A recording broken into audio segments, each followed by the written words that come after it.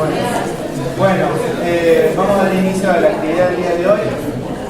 Si bien Bahía Blanca es una ciudad chica y la mayoría nos conocemos, por si no saben, yo soy Agustín, ella es Cecilia y la invitada de lujo Rosana Onoco.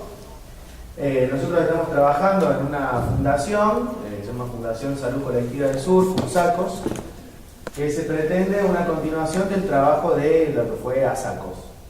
Nuestra intención como fundación es primordialmente impulsar debates en salud que nos ayuden a elaborar, entre otras cosas, los malestares que tenemos en nuestro trabajo cotidiano.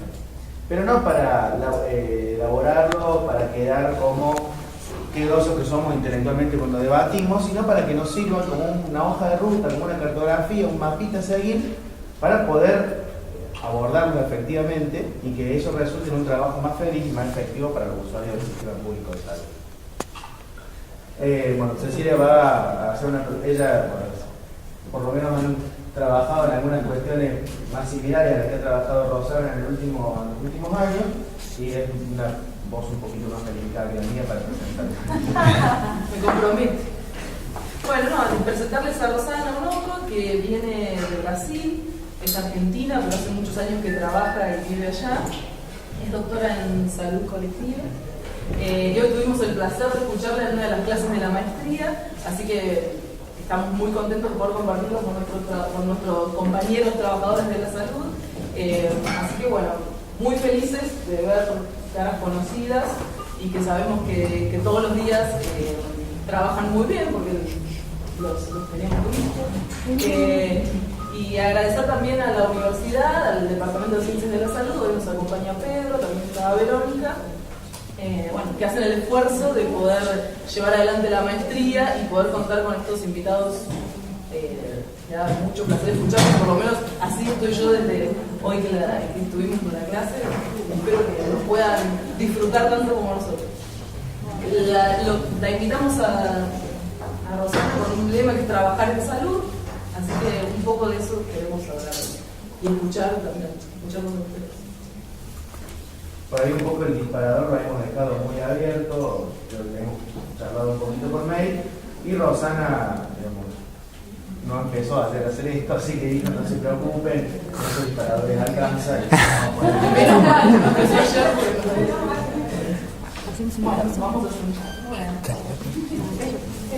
¿Nos escuchamos bien así? ¿No hace falta micrófono? Creo que no, ¿no?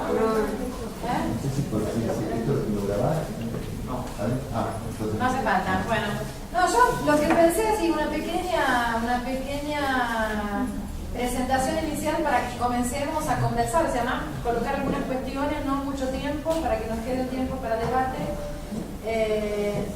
Y pensando en un sentido un poco amplio en relación al tema que ellos habían propuesto y a la idea de también compartir con ustedes un poco de mi práctica. Yo me presento ahora con otros detalles. Soy médica de formación, me formé aquí en la Argentina, en Rosario, de donde soy. Hice mi maestría y mi doctorado en salud colectiva en Brasil, pero prácticamente desde el año... Desde que empecé, casi terminé el doctorado, en 2002, trabajo dentro del área de salud colectiva en un subárea, una subespecialidad que se llama de política, planificación y gestión. Y dentro de esa área me he ocupado más de trabajar dentro de la temática de salud mental, sobre todo con la evaluación de servicios de salud mental, formación de recursos humanos para salud mental. Y en los últimos años hemos estado trabajando mucho conjuntamente con usuarios, con pacientes de salud mental, en una cosa que me tiene muy entusiasmada, que es traer a los usuarios para dentro del propio proceso de investigación, que es algo que generalmente no hacemos. Generalmente se habla mucho de la participación en la planificación, de la participación en la gestión de servicios, de consultar a los usuarios, pero nosotros hemos estado, experimentando un poco de cómo es traer a esa gente que nos diga cuáles tienen que ser las preguntas de la investigación, después nos ayuden a hacer la investigación, y ahora estamos trabajando con algunos de ellos en analizar material de investigación. Hemos conseguido escribir un artículo juntos con ellos que demoramos como 2 años para terminarlo, y salió como 20 y no sé cuántas manos, y entonces la revista que nos iba a publicar no nos publicó porque éramos muchos autores, tuvimos que ir a parar el otro libro, en fin, pero lo conseguimos publicar, salió por el Ministerio de Salud, en unos cuadernos que había allá que se llama la Política Nacional de Humanización.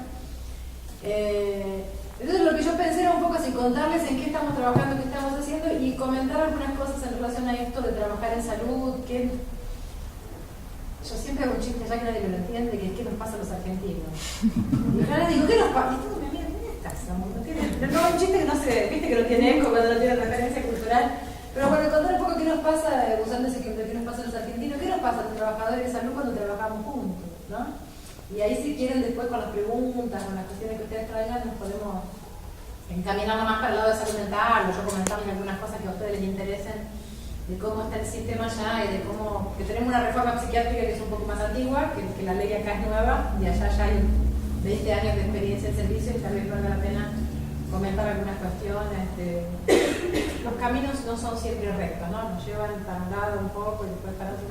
Después son abiertos para comentarlo con ustedes. Lo que me parecía comenzar así, como manera de provocación, comenzando así, que sea en la salud pública en general, en el primer nivel, en el hospital o en la salud mental, cada vez está más claro, me parece, en el mundo contemporáneo, que no existe más una profesión que pueda dar cuenta de la complejidad que tiene el trabajo en salud hoy, ¿no? Entonces, si uno se lo pone a pensar el desarrollo del conocimiento, lo que yo soy médica, pero por ejemplo lo que se enseñaba en la facultad de medicina, cuando yo me formé, y si uno piensa 50 años antes de que yo me formé, lo que yo creo que estudian mis alumnos ahora, de estructura celular, la cosa más dura estoy diciendo, de anticuerpos, son cosas, o sea, el desarrollo tecnológico en todas las profesiones nos va colocando una complejidad cada vez mayor y cada vez menos posible que una única profesión, digamos, pueda dar cuenta de lo que es la complejidad y no solo la complejidad, porque complejidad y la Mario Testa son muchas cuando vuelve muchas variables, ¿no? Pero Mario Testa fue mi profesor y nunca me olvidé de eso que él me enseñaba así, porque uno a veces dice complejo cuando quiere decir difícil, ¿no? Lo usamos como sinónimo, eso es muy complejo. Y yo tengo un ex alumno que hizo doctorado conmigo, que ahora está trabajando en Rosario, en la Facultad de Psicología, ya que se llama Alberto Díaz, y el dato decía así, no, hay cosas que son simples pero son difíciles. O sea, no es que lo que es difícil es lo complejo, a veces es simple y es difícil, ¿no? Y yo creo que el trabajo de salud incluye esas dos dimensiones. Por un lado, que se vuelve cada vez más complejo, porque empezamos a trabajar con dimensiones muchas, en términos del número de variables, entonces lo biológico, lo social, lo colectivo, lo globalizado, lo rápido, lo pequeño, ¿no? Y por otro lado con dimensiones que nos cuesta mucho medir, ¿no?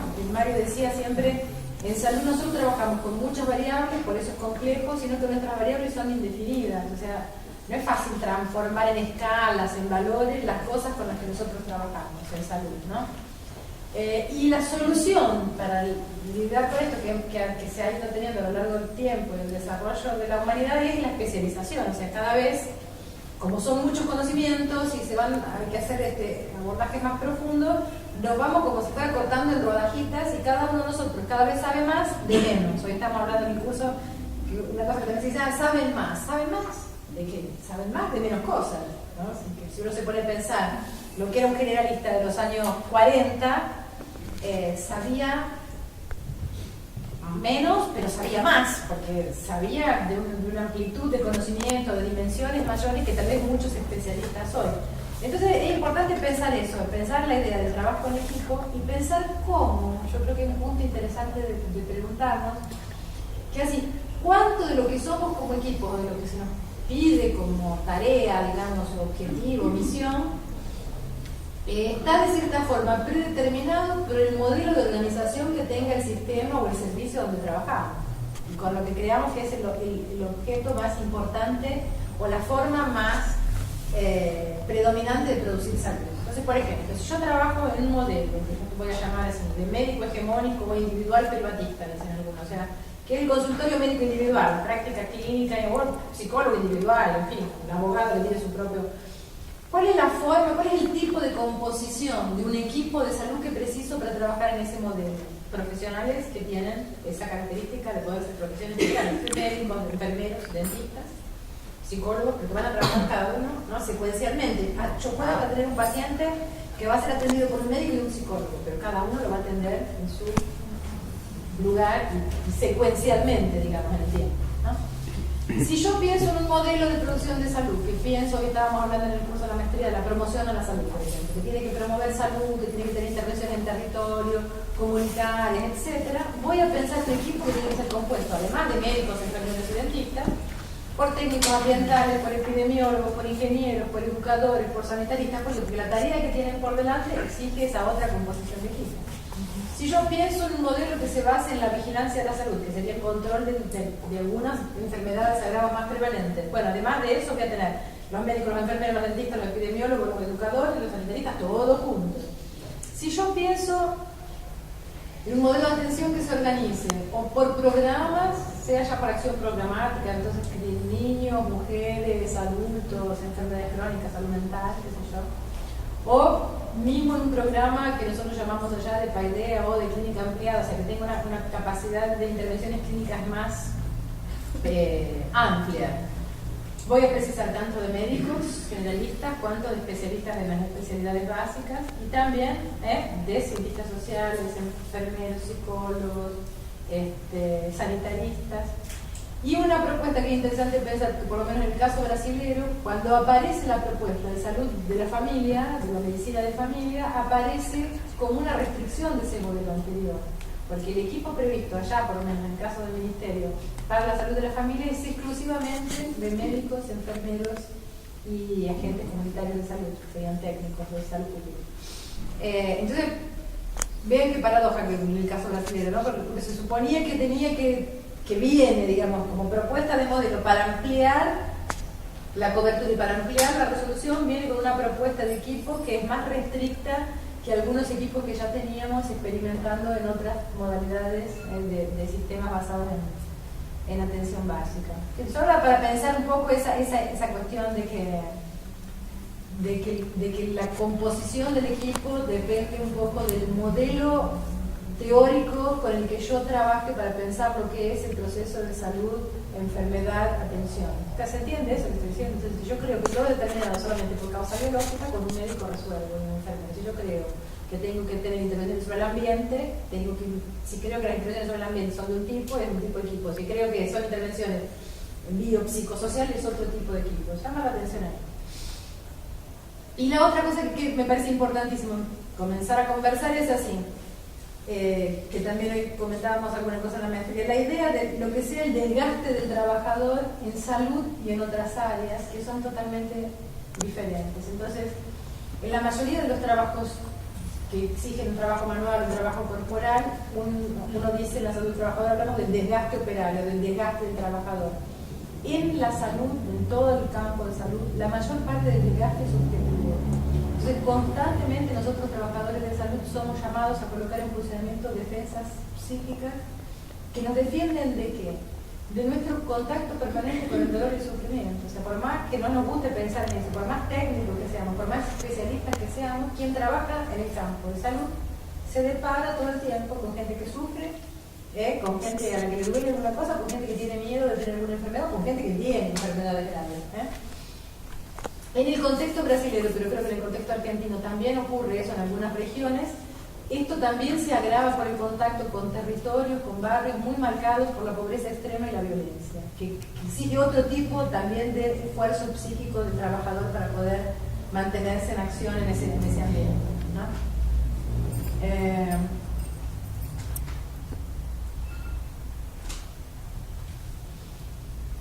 Es interesante también pensar, Freud decía que en su texto del malestar en la civilización, él decía que el ser humano sufre por tres cosas, ¿no? Él dice, sufre por la cuestión del ambiente, la naturaleza que lo amenaza, en fin, sufre por su propio cuerpo condenado a la disolución, a la muerte, y sufre por las relaciones con los otros humanos, y decía él, y esa es la causa más frecuente y más penosa de sufrimiento. Lo que más nos hace sufrir son los otros humanos, ¿no? Y él también decía en el mismo texto que para soportar la vida en sociedad los humanos inventamos la cultura, inventamos la sublimación, la creación. Entonces lo que nos hace aceptable, digamos, para ver el precio de la civilización es la posibilidad de creación, la posibilidad de inventar cosas, ¿no?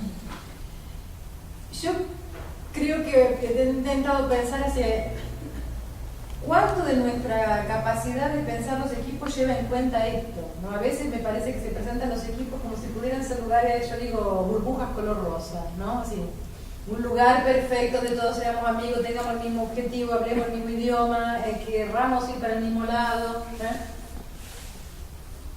Cuando esto no es verdad en ningún lugar del lado. Es una idealización, no existe esto, no sé, en el momento del apasionamiento, que uno está ciego de amor y no ve que el otro es verdadero y imagina un otro ideal que tampoco después generalmente se demuestra aquello que uno imaginó. ¿Por qué sería diferente en el trabajo? Pero además el trabajo nos exige un otro esfuerzo que es, para cualquiera de nosotros, el desafío de pensar cuántas horas ustedes pasan con gente que ustedes eligieron estar, amigos, pareja, familia, que formaron, y cuánto tiempo de su día ustedes pasan con gente que ustedes no eligieron, que son trabajadores, colegas, compañeros de trabajo. O sea, el esfuerzo de soportar al otro en el trabajo se torna mucho más intenso, mucho más fuerte. Porque piensen, si cuando uno elige ya da problema, cuando uno no elige, más problemas.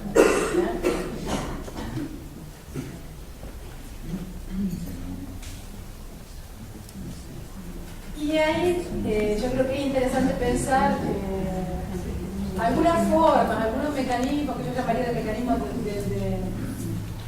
de funcionamiento que tenemos nosotros en relación a las organizaciones o a las instituciones, ¿no?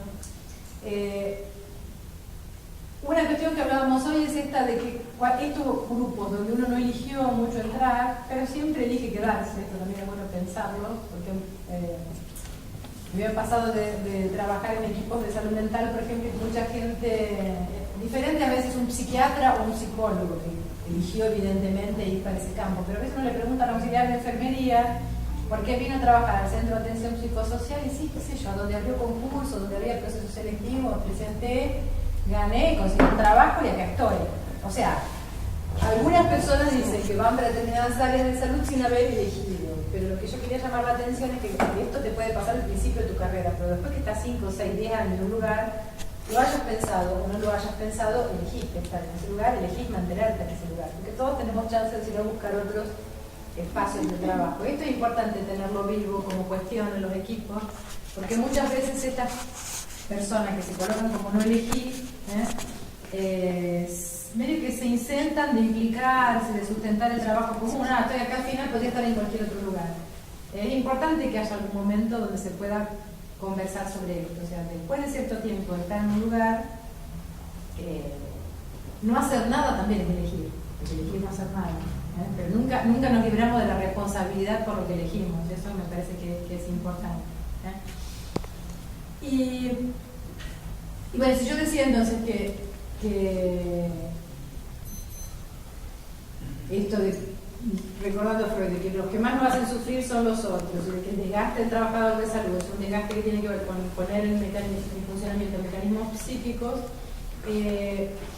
quería compartir con ustedes algunos síntomas, así que me parece que son fáciles de reconocer en general en equipos de salud, y que por ahí reconocerlos, ¿por qué me interesa reconocerlos como síntomas? Me interesa reconocerlos como síntomas porque a veces saber que son un síntoma nos ayuda a entender que no precisamos resignarnos a soportarlos. También mantener un síntoma también es una decisión.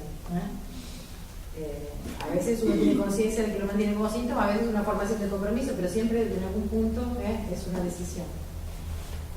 A mí me agrada mucho, me ayuda mucho a pensar un autor de la psicosociología francesa que se llama Caes, y que él trabaja con algunos tipos de síntomas y de sufrimientos institucionales, de la relación de la gente con las instituciones, que me parecen útiles para la salud. Una que comentaba hoy es la que él llama primero dice, siempre existe una adherencia narcísica. ¿Qué es una adherencia narcísica? Es aquello de mí que se identifica con el lugar donde yo trabajo. Entonces yo tengo orgullo de trabajar en la atención primaria, o no, yo tengo orgullo de trabajar en el tercer nivel de atención. No, yo tengo mucho orgullo de trabajar en un servicio público de salud mental. Algunos valores de esta institución yo los reconozco como míos, identifico mi persona a estos valores. Si viene un cambio de gestión y me propone mudanzas importantes en la organización, en los valores que rigen la organización, de una cierta forma este cambio de gestión realiza, desde un punto de vista subjetivo y psíquico, estoy diciendo, como si fuera un atentado a mi propio ser. porque yo estoy identificado con la organización donde trabajo, entonces la propuesta de cambio la siento como una agresión a mi persona. Y por esto que decimos que los cambios en sí todos traen o instauran dentro de los equipos, de los lugares de trabajo, una cierta crisis, digamos, cierta dificultad de existencia, ¿no?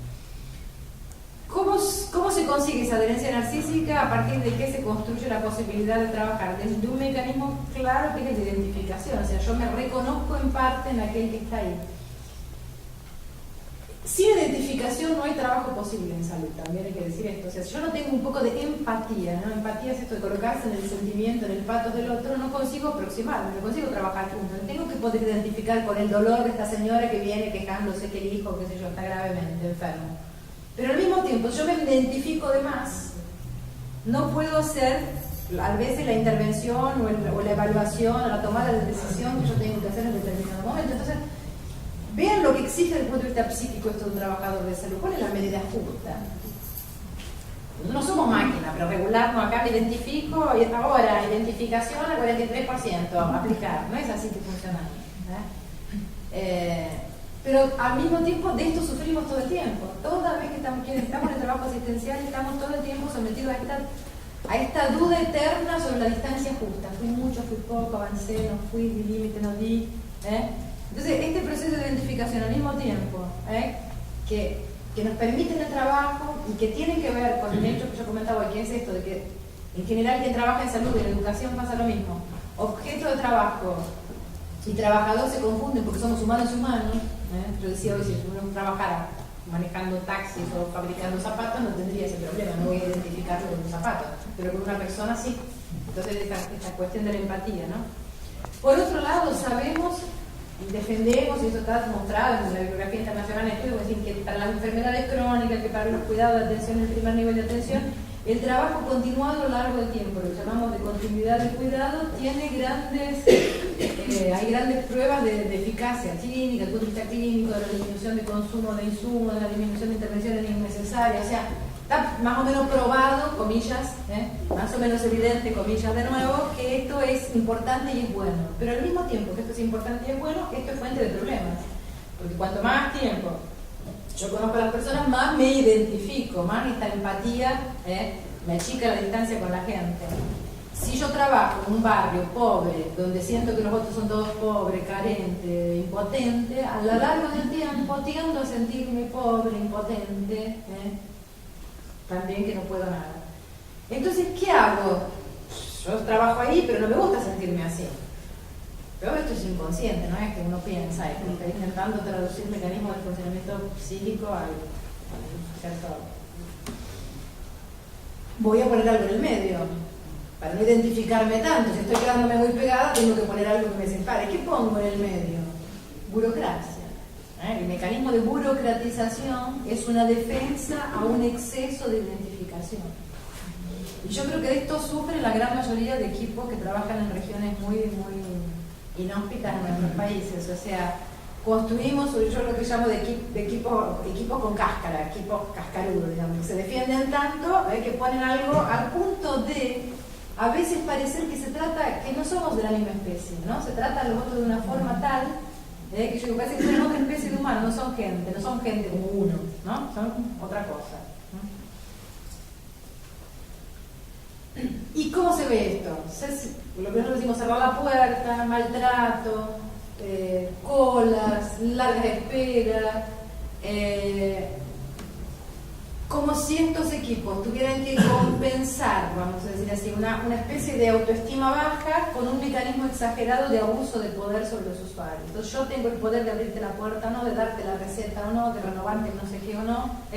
Este uso de poder sobre tu persona comillas, de nuevo, me cura, me alivia mis síntomas de identificación con tu grado de pobreza, abandono, impotencia, ¿no? Entonces, ellos, los usuarios, nada pueden y yo puedo todo y cualquier cosa por encima de ellos, ¿no? Como si tuviéramos eso.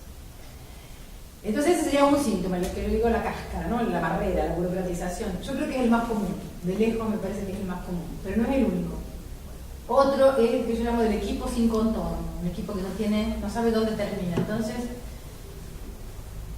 son equipos medio loco, medio maníaco depresivo, que hay momentos que creen que pueden hacer todo y van a hacer la revolución mañana a las 8 de la mañana, y otros momentos no pueden nada y nada va a cambiar nunca y está todo un desastre, ¿no? No saben responsabilizarse ni hasta dónde van sus atribuciones, y una de las cosas que está perdida ahí es el campo del sector, el campo sectorial. Salud es todo. De repente parece que hay que ocuparse de que pongan agua, de que levanten la basura, de que tengan la escuela, de que tengan... Con todo es salud ampliado, y ahí eso produce una impotencia, ¿no? Pero salud no es todo, salud es salud. Salud necesita que otros sectores también comparezcan en estos lugares, ¿eh? Pero los de salud tenemos una tendencia a, esto yo digo sin contorno, a perdernos y creernos que todo nos corresponde, todo nos compete, todo es nuestra responsabilidad, ¿no? Como si no fuera poca la que ya tenemos. Otra que yo comentaba hoy, otra defensa, que es lo que yo llamo de no sustentar el vínculo, no sustentar este cuidado a lo largo del tiempo. ¿Cómo se ve esto en el sistema brasileño? Para mí es claro, las personas no se fijan en su lugar de trabajo. La rotatividad de los médicos generales en los centros de atención primaria brasileña es impresionante. Hay varias cuestiones estructurales, digamos, que colaboran para esto, sin duda, no estoy negándolo. Porque no hay carrera, porque empiezan a disputar los médicos en las varias municipalidades, a veces una del lado paga el doble, entonces se van de acá para allá. Los contratos son informales, no hay concurso, en fin, varias cuestiones estructurales que colaboran para esto. Pero lo que se consigue de una cierta forma, con este ir y venir, porque al fin muchas veces van y vuelven y en 6 meses están en el mismo lugar. Una vez, un mes, la municipalidad paga más, la otra paga menos, o sea, en términos de gana y pierde, no sé si ganan y pierden tanto objetivamente. Lo que de hecho se gana y se pierde es esta posibilidad de integrarse en un equipo a lo largo del tiempo, conocerlo, corresponsabilizarse por un proyecto, por un cierto ejercicio de trabajo en la comunidad, ¿eh?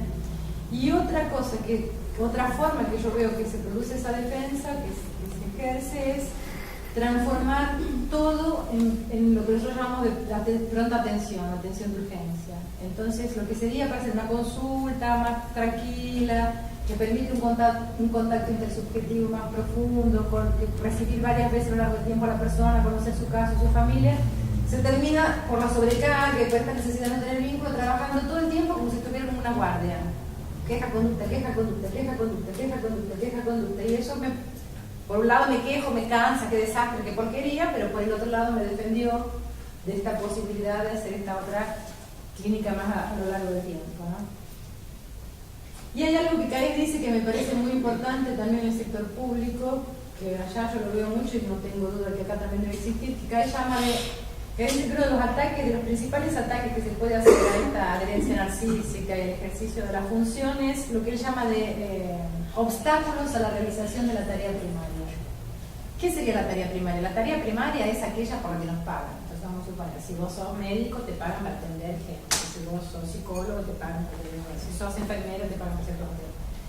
Pero por ejemplo, si uno va a levantar información en algunos servicios, es muy común ver, allá por lo menos, el médico gastó 2 horas de su trabajo atrás de conseguir una ambulancia o de marcar una derivación o de conseguir conversar con el especialista de no sé qué, o sea, gastó horas de su tiempo en otras actividades. No es que no trabajó, que fue a tomar café, que es un chantapufi, es que gastó horas de su tiempo en otras tareas que no aquellas por las que le pagan. Y dice Caes, ¿por qué ocurre esto? Porque la institución tiende a defender a sus agentes de la propia tarea. Si yo estoy diciendo que la tarea es la que me exige un esfuerzo de reparación psíquica, tener que trabajar buscando la ambulancia puede cansarme, puede sacarme la paciencia, pero me exige otro tipo de esfuerzo, no el mismo, me protege de ese esfuerzo psíquico que yo estoy diciendo que me tengo que reparar de estar. Y entonces una de las cosas que uno ve, y yo creo que también acá se debe ver, que es la gente se siente todo el tiempo fuera de lugar o haciendo la cosa equivocada. Ay, tenía que haber hecho tal cosa y no conseguí. Ay, iba a hacer 5 visitas y no dio. Iba a atender a no sé quién y no conseguí. Todo el tiempo parece que faltó, que está fuera de lugar, que está fuera de ritmo, que está fuera de tiempo.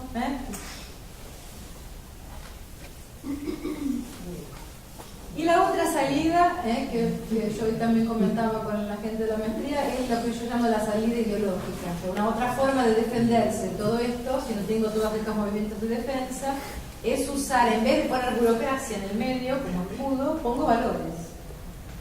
valores a priori, no existen preguntas, solo verdades. Nosotros sabemos lo que está bien y lo que está mal, tenemos seguridad de esto, nunca tenemos duda. Nadie sería tan bueno, tan justo, tan abnegado como nosotros somos. En general, para esta gente el trabajo es la vida, no una parte de la vida, ¿no? Viven para trabajar, 100% del trabajo. Y parece, a uno le parece hasta mejor, porque cuando lo compara con los burocratizados, dice, bueno, pero estos por lo menos atienden, abren la puerta, se esfuerzan por la comunidad, pero al mismo tiempo fija a las personas, a la población, a los usuarios, en un lugar de protegidos, impotentes, dependientes, como yo digo siempre, como si fueran eternos hijos, que no pueden tener nunca autonomía de los equipos, ¿no?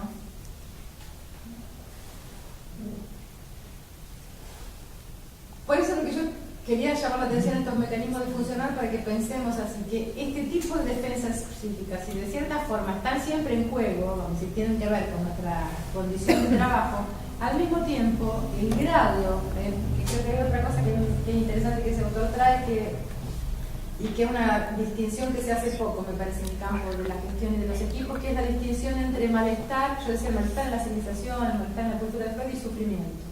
O sea, malestar, dijo Freud, todos sufrimos por el hecho de vivir en sociedad. ¿Qué significa malestar? Que la vida no es exactamente como yo quería, que lo que yo quería no puedo porque tengo otro semejante, que hay reglas, que hay leyes. Esto me da un cierto malestar. Y este malestar, digamos, es el que uno soporta a costa de, digamos, entrega su malestar para conseguir lo que yo decía, que es la satisfacción de la sublimación, de la creación. Ahora, otra cosa es sufrir en el trabajo. El malestar todos tenemos que aguantar, ¿qué va a hacer? Es así vivir en sociedad, si no tenemos que volver a la Edad Media, a la prehistoria y subir a los árboles, decía Freud. Pero la otra cosa es sufrir. A veces yo he visto equipos donde, por ejemplo, hay casos de asedio, malos tratos, gerente autoritario, hasta medio sadicón ahí, descontando para abajo a los trabajadores, y dice, bueno, che, pero el malestar es así, hay que aguantárselo. No, eso no es malestar, eso es sufrimiento, no hay que aguantárselo. Entonces yo creo que, por eso que digo, me gusta este autor, porque me parece que ayuda a distinguir tipos de sufrimiento de malestar. Malestar, estamos en la civilización, estamos en la cultura, todos vamos a tener algún tipo de malestar. Sufrir para trabajar. No necesitamos, no precisamos, y tenemos y debemos, me parece, enfrentarnos a eso. ¿Cuánto? Dice Cagués también otra cosa que me parece interesante. Él dice, bueno, este sufrimiento psíquico aumenta cuanto menores son los que él llama de espacios psíquicos del ser conjunto. ¿Qué sería el ser conjunto? Los espacios que nosotros llamaríamos espacios colectivos, o sea, espacios donde podamos estar juntos pensando, podamos estar juntos peleándonos, podamos estar juntos soñando un proyecto, podamos estar juntos quebrándonos la cabeza porque no encontramos una solución para determinada familia. Y cuanto menores son estos espacios conjuntos, dice Caes, mayor es la posibilidad de sufrimiento. ¿Y qué es lo que hace disminuir este espacio del ser conjunto? Una de las cosas que Caes llama más la atención es a la gestión autoritaria. La gestión muy verticalizada, muy opresiva, es una. ¿Por qué? Porque todo el mundo se siente amenazado y nadie confía en nadie. Y entonces estos espacios del conjunto es como si se deshidrataran, digamos, empiezan a quedar cada vez más chicos, y esto produce cada vez más síntomas para dentro de las personas. Entonces, por eso nosotros hemos trabajado mucho todo el tiempo tentando pensarle salidas a la gestión, precisamente por colocarla en este lugar, que tiene un cierto lugar estratégico, una cierta función estratégica en permitir que el trabajo pueda ser algo no solamente sufrido, no solamente que nos desgasta, no, todo bien que yo siempre digo, no se gasta la vida. Barthes decía que la alienación era que los humanos trabajando no sabemos que al mismo tiempo que producimos un objeto o un determinado producto, producimos más valía, producimos valor de troca y valor de uso, ¿no? Valor de cambio y valor de uso.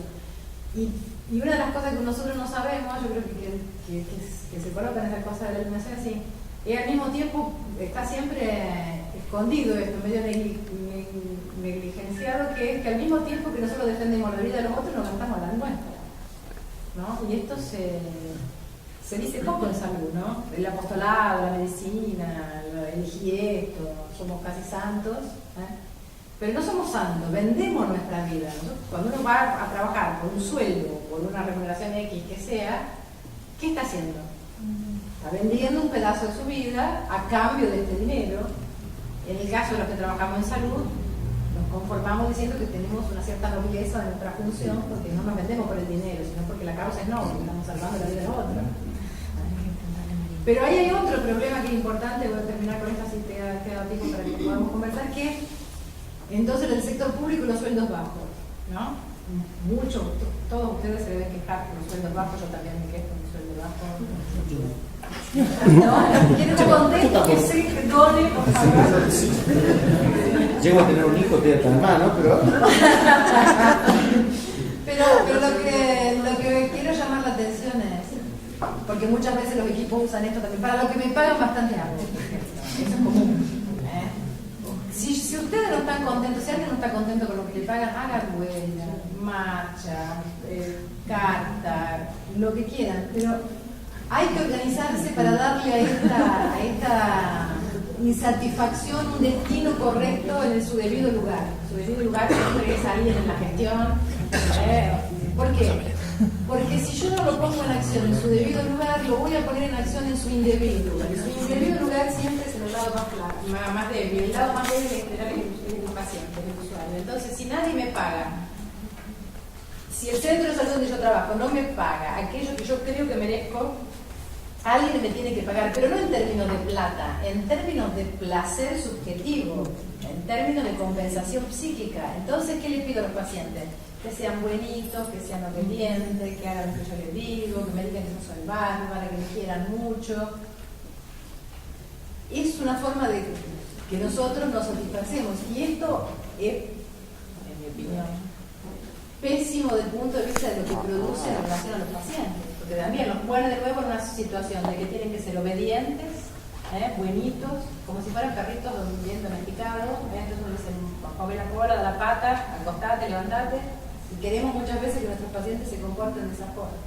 Entonces es mejor organizarse, pelear, batallar, ir atrás de nuestros derechos, de reivindicar nuestro justo salario, digamos, de lo que nos parezca mejor, pero donde corresponde, y no creernos que somos tan abnegados y tan santos que aguantamos esto porque alguien está pagando. Creo que era más o menos eso, si hay algo importante que... Yo creo que eso, cuando uno consigue equipos que están mejor, para mí uno de los síntomas que yo decía del espacio psíquico chiquito, deshidratado o grande, tiene que ver con la creatividad y con la posibilidad de tener proyectos. Para mí un síntoma de tipo, entre comillas, sano, uno de nosotros somos sanos, es que equipo que tiene proyectos, equipo que tiene un cierto lado lúdico, digamos, que se divierte, que es capaz de usar el humor, digamos, para pasar las situaciones difíciles, y que tienen esa posibilidad de hacerse preguntas y de buscar salidas juntos, digamos. No son equipos donde todos están de acuerdo, no son equipos donde todos piensan lo mismo, no son equipos donde nunca hay una pelea o una discusión. Es decir, consigo ser clara. Pero bueno, era más o menos eso, no sé si está interesante, siempre que podamos conversar y ustedes hagan preguntas o en fin, suelten lo que les parezca.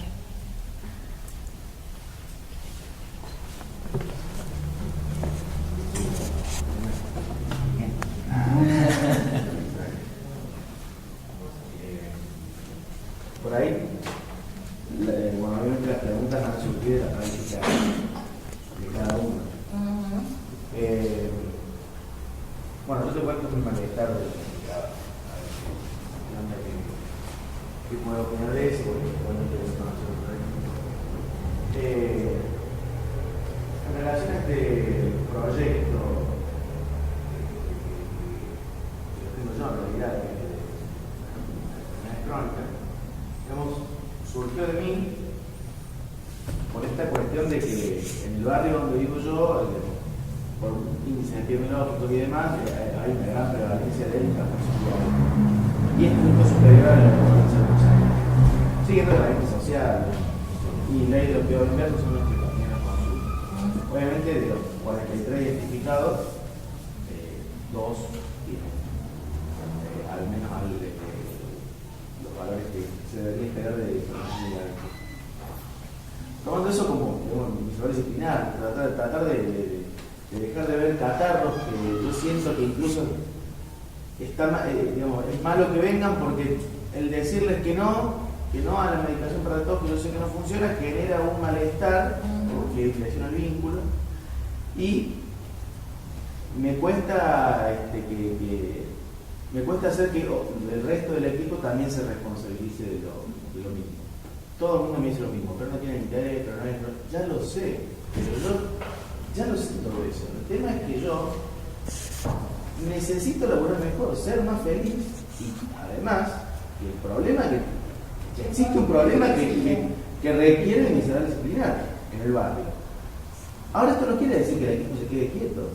Yo no trabajo en un equipo que realmente se lo sufra, porque hay otros proyectos en marcha y que marchan y que tienen que ver con un interés genuino, legítimo, muy bien justificado desde los problemas que tenemos en la población adscrita, pero que son más lúdicos.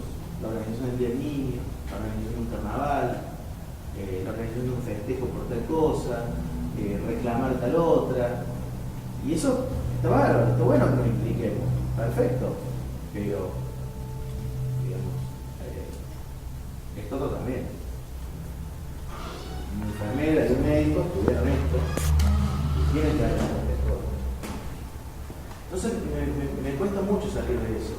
Y ahora yo traté de aprovechar la crisis que hubo en el equipo, porque la enfermera se convirtió en uno de los pacientes del programa. y que esté implicada con su enfermedad, digamos, porque en algún momento la tuvo que afrontar, no, y así todo no, digamos, siento que me dicen que sí, pero no pasa nada. Para que hablen conmigo, porque se dan cuenta y malestar. Cuestión, yo lo que veo que va a venir es que sí, que va, pero cuando la hablemos es que se va acercando los 43 y no sé si te ayuda, pero sí, voy a decir que hay un juego en la gente, algo de lo que yo estaba diciendo de las defensas a lo largo del cuidado continuo, porque ese tipo de pacientes son los que más es importante hacer esta evaluación y tal. Una cierta resistencia a la frustración, que también no van a sanarse nunca, pero hipertensos y diabéticos no se curan, se controlan. Pero también dice, hay otra cosa que Caí dice que a mí me ayuda a pensar, que él dice así, dice, todo contrato que no se cumple, contrato en el sentido de cuando arreglamos algo, combinamos algo y después alguna de las partes no cumple, él dice, todo contrato que no se ha cumplido es una falla de la función instituyente. ¿Qué él llama de la función instituyente? Es del pacto inicial, digamos, que se ha hecho sobre los objetivos del trabajo. Entonces, a veces, yo cuando hice el trabajo sobre planificación, lo que para mí se coloca es que cada vez que en un equipo pasa eso, o sea, combinamos y no cumplimos, decimos que sí pero no vamos, decimos que sí pero no vamos, es un momento, yo llamé esto de eficacia del fracaso, digamos. La eficacia del fracaso, ¿cuál sería? No que soy argentina además, es decir, cada vez que una cosa que combinamos no funcionó, es una oportunidad de ampliar nuestra capacidad de análisis. En análisis institucional diríamos esto, de hacer que el campo de análisis se amplíe. Por algo no te están diciendo por qué. Entonces a lo mejor alguien puede ayudar a entender un poco mejor qué le pasa a alguien, porque no es tan raro que las enfermedades crónicas son cosas importantes para ser cuidadas en el primer nivel de atención. Me parece que es algo, una verdad más o menos, pero brújula, ¿por qué no lo están pudiendo hacer? Es la cuestión. Es raro que vos tengas que defender esto como si fuera un problema de tu núcleo disciplinar, cuando es un problema.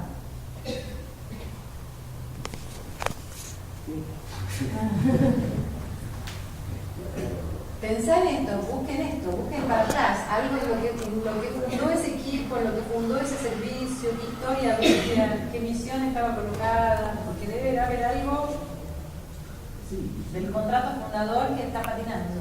Pero además de asistir a una presentación, aprobado con un equipo, armar una estrategia para que salga a caminar. Esta es la... Esa es la tarea que nos habla. Esa es la que no empieza. Todo el mundo dice que el interés, la motivación, el etcétera, la motivación parte de... Por eso digo que... parte de vos mismo y no del resto de tus compañeros. ¿Cómo logras la motivación? Digamos, en el resto. Bueno, eso es lo que tendrías que plantearte. Es el tema, porque digamos...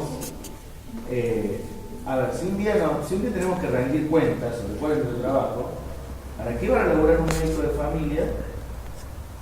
En realidad, no soy yo, hay un equipo nuclear fijo, nosotros no tenemos médicos que rotan, yo estoy todos los días de la semana. Y si yo tengo que agarrar y decir, bueno, listo, rendición y petición de cuenta, bueno, el laburo de Soladero fue Soladero del barrio del laburo,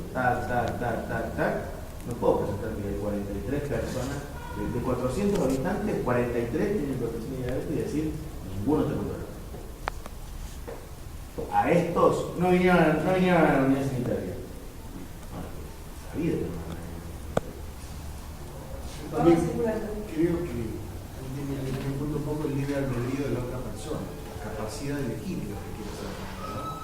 Por más que nosotros estemos convencidos de que está bien, que de acuerdo a nuestra capacidad estamos diagnosticando como corresponde y demás, es todo muy, muy entendible, pero el otro punto de vista, el otro también es un actor, el otro también tiene su capacidad de decisión y también tiene su libertad de elegir, aunque fuere no hacer el tratamiento, ¿sí?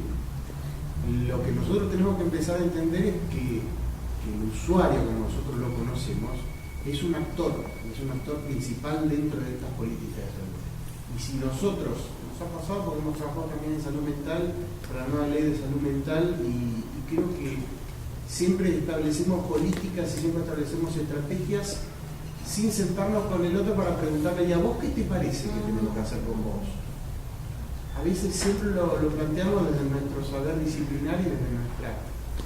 Ahora eso que se puede decir importante, pero me parece que también hay que siempre colocarlo en contexto, ¿no? Por ejemplo, si yo trabajo con salud mental, que me ha pasado así, fulano de tal, vive en la calle abajo del puente.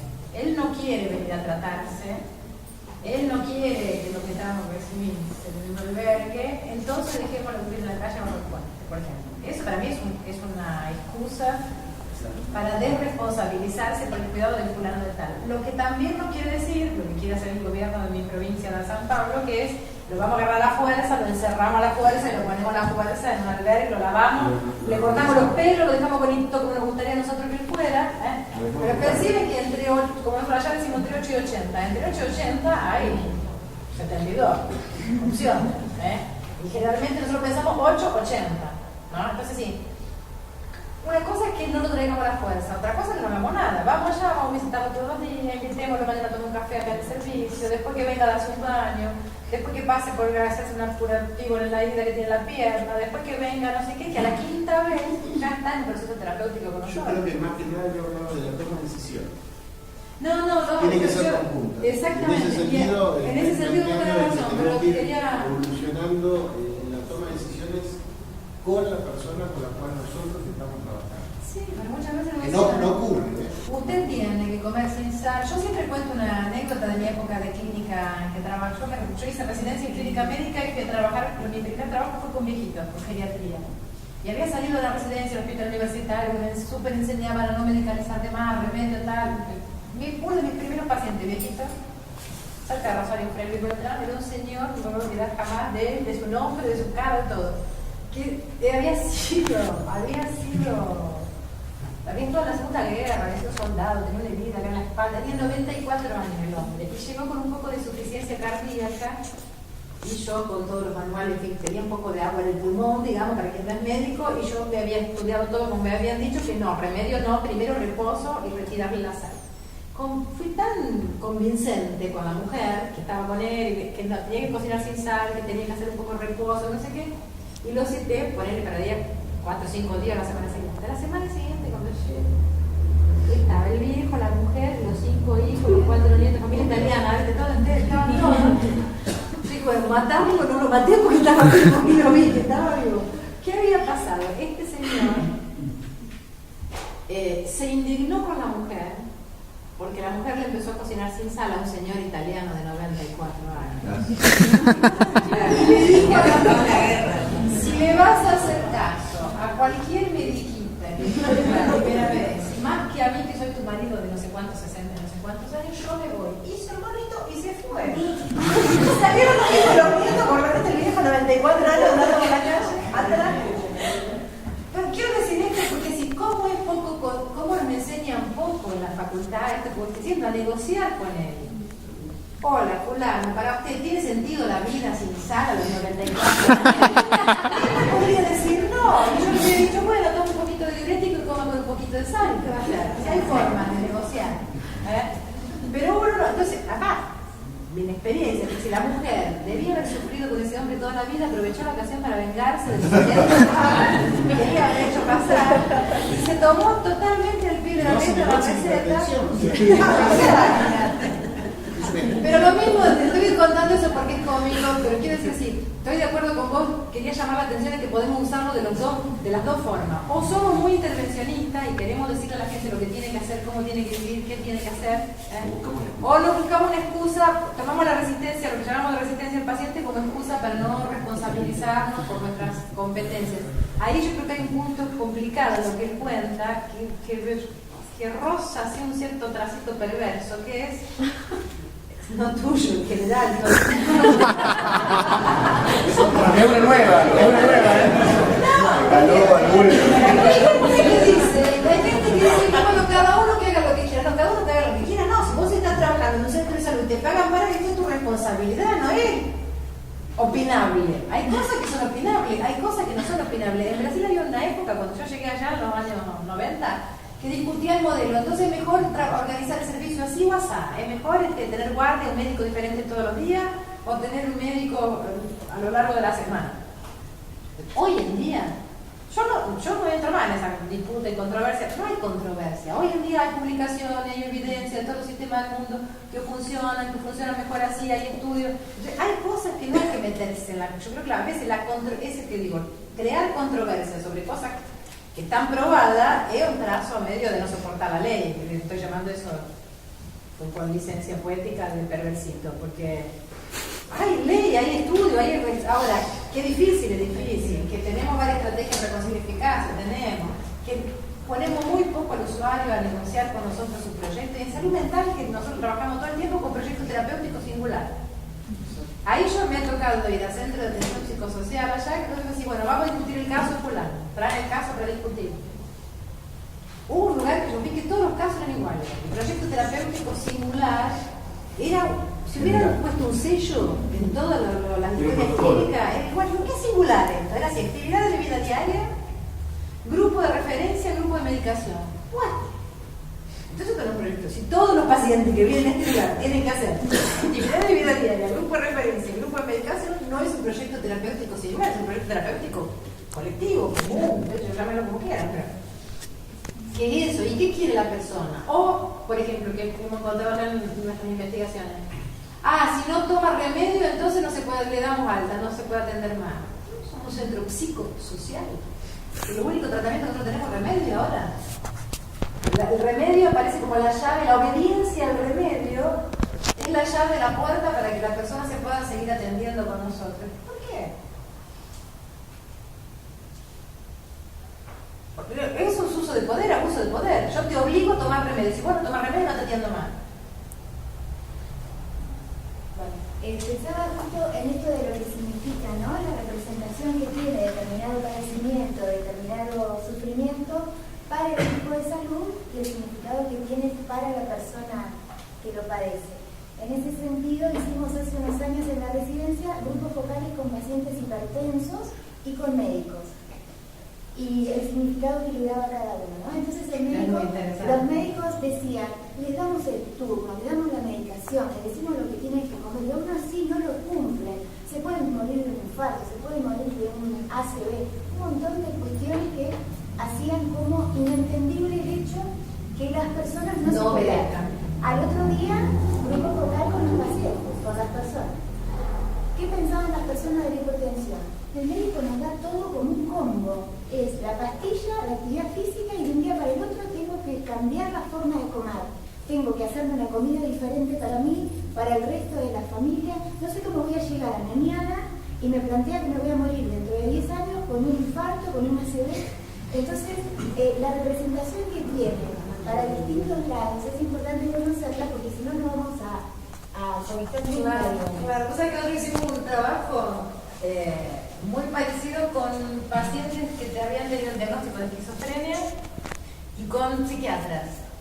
Y muchos así muy intentando aproximar una línea de antropología médica, intentando esto así. ¿Cómo era para las personas que habían recibido un diagnóstico de ser esquizofrénico? ¿Qué era eso que ellos imaginaban de su vida, de su futuro? Y para los psiquiatras. Y después nos fuimos más locos todavía de darle a cada uno para que leyeran lo que los otros habían dicho. Y por ejemplo, los pacientes se indignaron al descubrir que los psiquiatras no tenían seguridad del diagnóstico. Claro, porque puede ser diabético, se comprueba, pero el diagnóstico psiquiátrico son sindrómicos, generalmente una prueba bioquímica que te prueba. Entonces, le agarró una indignación justa, ¿no? Dice, no, me cambian la vida, me cambian el futuro, no sé qué, y después cuando se juntan el medio, yo digo que tienen dudas, no pueden tener dudas. Y nosotros digo, no pueden tener dudas, ¿entendés? Pero para el paciente, no. Nuestros alumnos de graduación van también a hacer prácticas de salud en un centro de atención primaria. Y el año pasado había un señor que estábamos haciendo un grupo con los pacientes hipertensos y diabéticos de uno de los equipos de referencia que eran los que tenían riesgo más alto. Entonces, nos ayudamos, sentimos como si fuera unas varias semanas así de recibir datos, con todos los alumnos ayudaban a hacer la evaluación, que si la persona había bajado, si la azúcar, si la... Y había un señor que toda la semana venía con su glicemia en las nubes y contaba, a las chicas le preguntaban a los alumnos qué comía, y él comía mandioca en el desayuno. Bueno, y las pibas la cuarta vez que el hombre le dijo, comí mandioca en el desayuno, ya lo miraba así. Porque parece que se lo hace contra vos, ¿no? Sí. El profesional de salud me dice, mira lo que me hace. Me comió mandioca otra vez. Pero... Entonces con las chicas vinieron súper indignadas y trabajamos en esto de hacer la historia de vida, de intentar ver culturalmente por qué, que para él era tan difícil no comer mandioca en el café de la mañana. Estas pibas estaban indignadas. Bueno, hablamos una semana para la otra que la próxima semana ellas iban a salir con este hombre a otra sala, qué sé yo, a levantar la historia de vida. Fue tan interesante el efecto, porque el hombre puede contar, empieza a contar que él era de una región de Brasil, del norte, el noreste, que se toma culturalmente es el desayuno.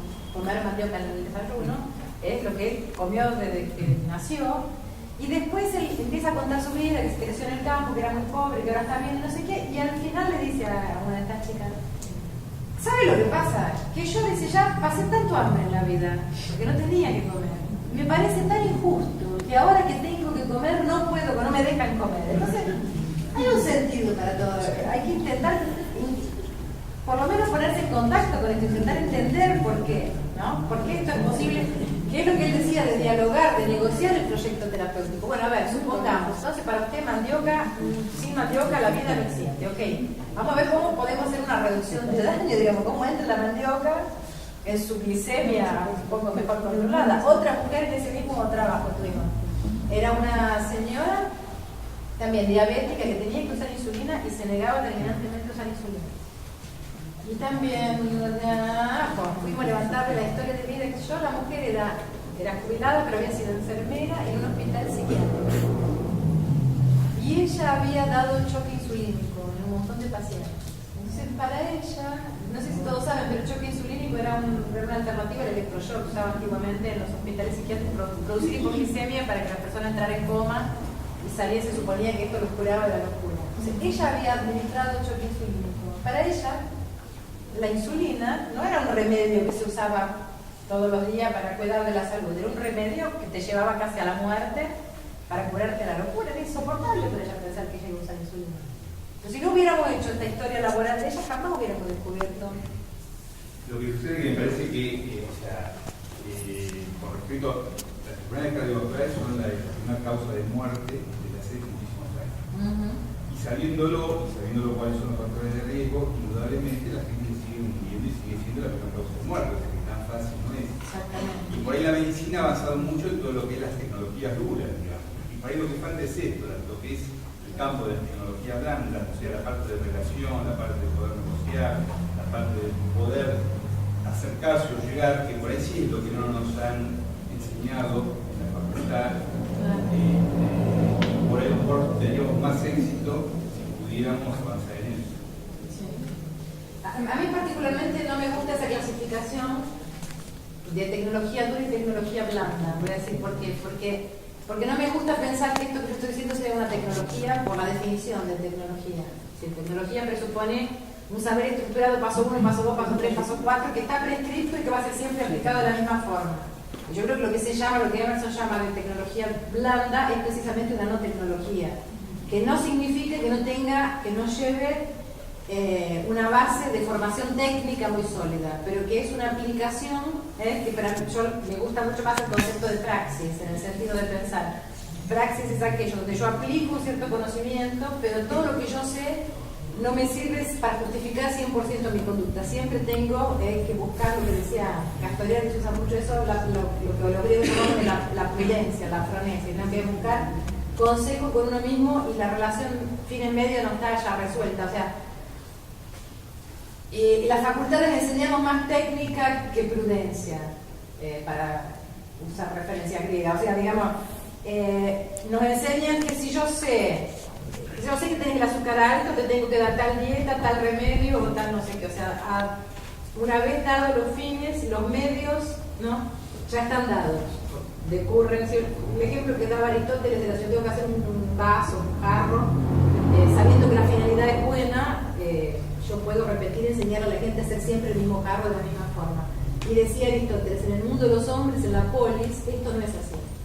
Yo sabiendo que una cosa es buena, no siempre los medios también son buenos. O sea, en el mundo de la política, de la praxis, decía él, hay que preguntarse siempre si los medios son los mejores. Y nosotros tenemos una dificultad en intentar administrar esto, porque nos enseñan de la forma que vos decís, nos enseñan que es, como que hay un repertorio que parece que se tratara de buscar en el fichero y sacar la ficha correcta, pero a veces no hay una ficha correcta.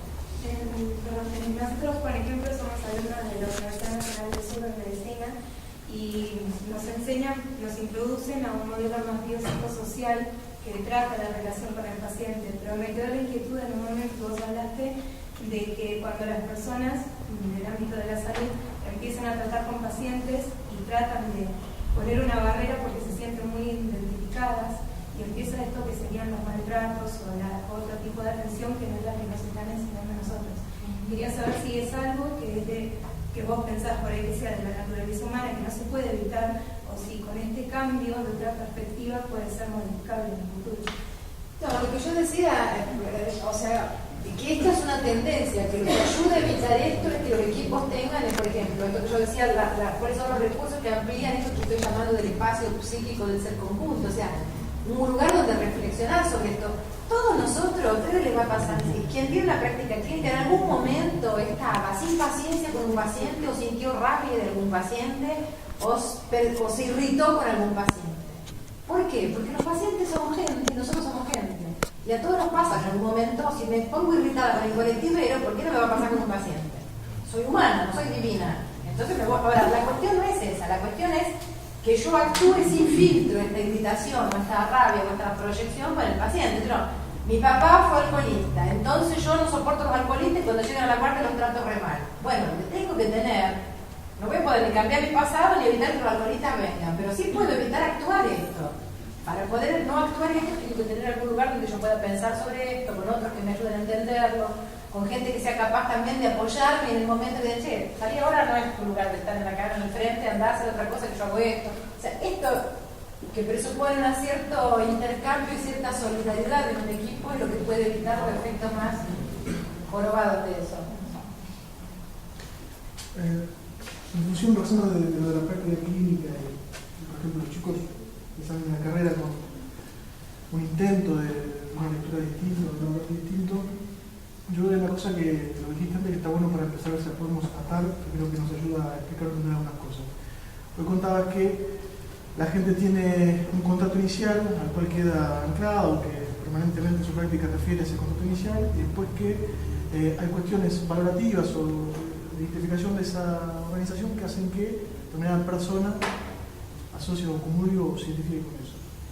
Por ahí lo que yo digo para nuestro medio, sobre todo lo que es la parte del sudeste de la provincia de Buenos Aires, los sistemas de salud, las organizaciones de salud públicas en este lugar fueron surgiendo como una idea de prevención, de control social, digamos, de evitar un desborde donde los profesionales iban a estos espacios casi como un favor, digamos, como caridad. Exactamente.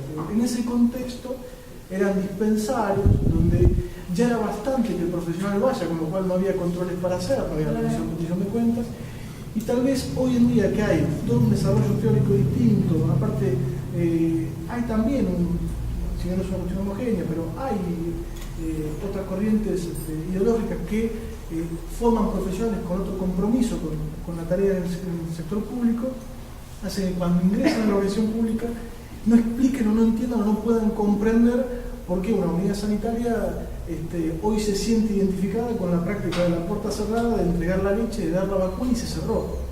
Y cuesta entender, por ejemplo, para los que generacionalmente somos más jóvenes, aunque yo no tanto, pero que cuando decimos tener espacios de equipo para pensarnos en conjunto sean absolutamente resistidos, porque en realidad no hacía falta eso para atender a los pobres.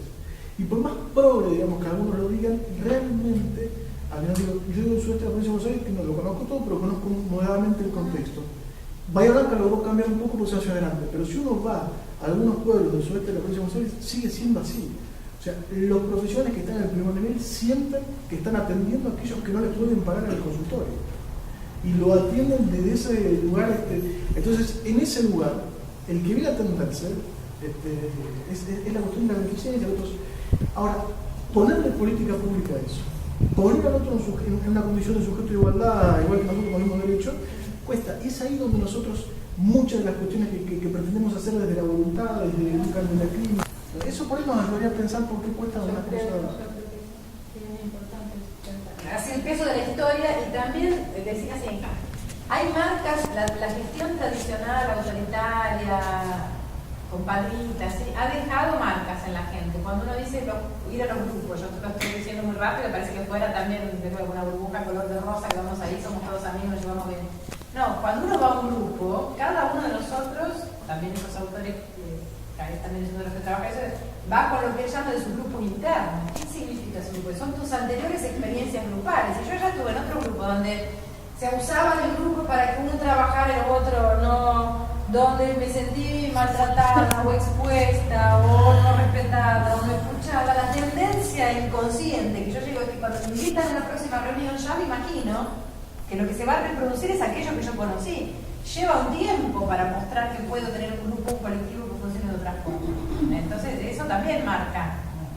Yo hice residencia, me acuerdo de hacer la residencia en Rosario, de Clínica Médica, no sé cómo estaba ahora el mercado rosarino, pero era súper monopolizado en esa época, las clínicas de diálisis.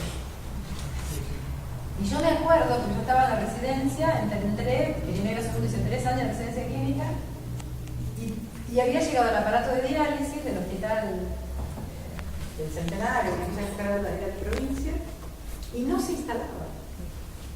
Y no se instalaba, ¿por qué? La jefa de cátedra de nefrología en el hospital universitario era la dueña del privado que recibía de provincia no sé cuánto por mes para atender todos los pacientes públicos que pagaban a privado para que los atienda. O sea, nuestro Estado, el Estado, Mario Testa trabaja eso muy bien, pero yo creo que sí.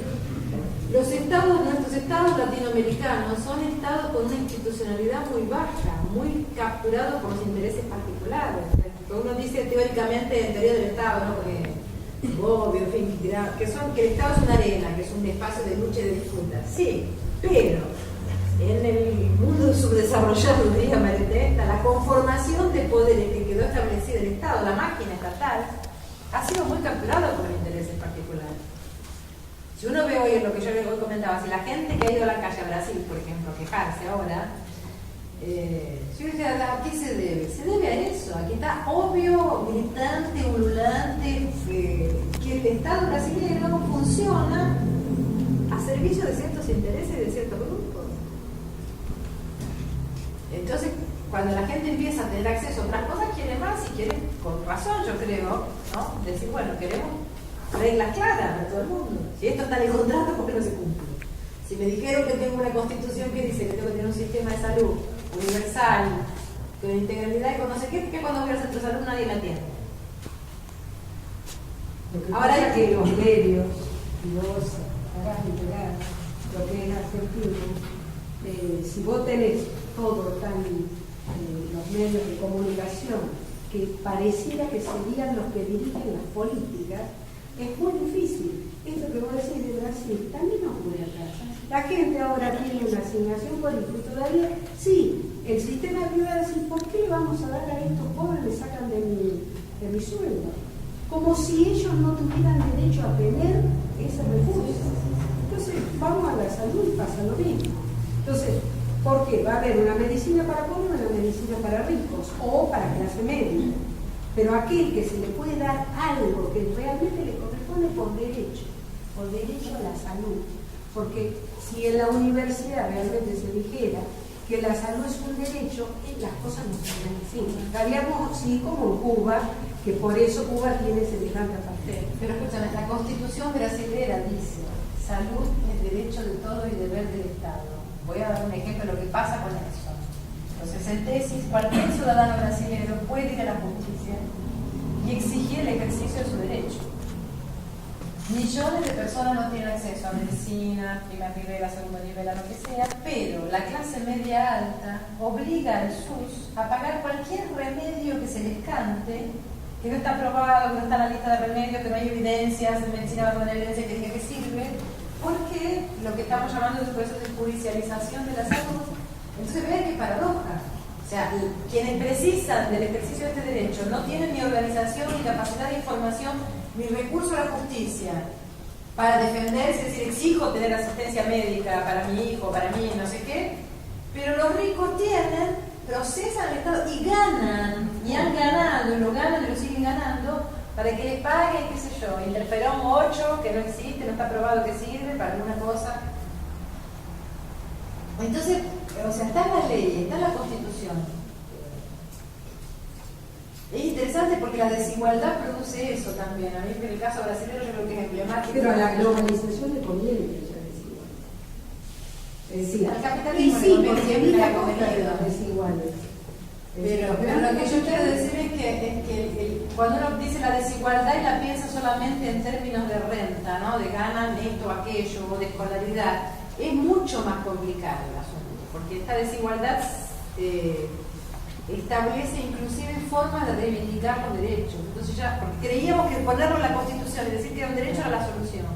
Pero por ejemplo, el trabajo que estamos haciendo con los usuarios es un trabajo que estamos haciendo en colaboración con una universidad de Canadá. Y nuestra primera tarea fue tomar un guía que ellos habían hecho de gestión autónoma de la medicación psiquiátrica, que había sido desarrollado por entidades recursos alternativos de salud mental con asociaciones de usuarios, traerlo para Brasil, traducirlo, hacer una adaptación cultural de este guía y tal. Pues la principal diferencia que encontramos, que es impresionante, es que la noción de derecho y el ejercicio de ciudadanía que tienen los usuarios canadienses y los usuarios brasileños es incomparable. Entonces no basta solamente la información, digamos, lo que el usuario canadiense resuelve con acceso a la información. El usuario brasileño no lo resuelve con acceso a la información solamente. No quiere decir que no la necesite también, pero nos obligó a pensar otra, y ahí aparece muy interesante porque esa investigación, por ejemplo, reveló para nosotros que estábamos todos creyendo que estaban un montón de cosas resueltas en los servicios sustitutivos, por ejemplo, que ellos fueron a pedir prospecto de los remedios y que les exigieran me dijeron que solo iban a dar el prospecto si venían con una carta del coordinador de salud mental del municipio, por ejemplo. Cuando es derecho por ley, que tiene que todo remedio tiene que venir con su bula, con su... Entonces, hasta ahí te vas dando cuenta de nuestras soluciones, digamos, los servicios que nosotros inventamos para que trataran en libertad, en comunidad, con derecho, con respeto a los derechos, con ciudadanía, empiezan a cercenar los derechos. Cuando vas a ver por qué, quién lo inventó, quién lo dijo, no sé si son esas cosas que cuenta Galeano, no sé si leyeron esa de que Galeano cuenta del banco, que los milicos se quedaban haciendo guardia al lado del banco y que fueron a descubrir por qué, que era porque 10 años atrás estaba la pintura fresca y no digan, queda así, la regla queda para siempre. Bueno, ahora viene la segunda parte. La idea de abordar el problema de las personas con problemas crónicos de salud en el barrio surgió a partir de generar un dispositivo en el cual se tome una decisión compartida e un consentimiento informado.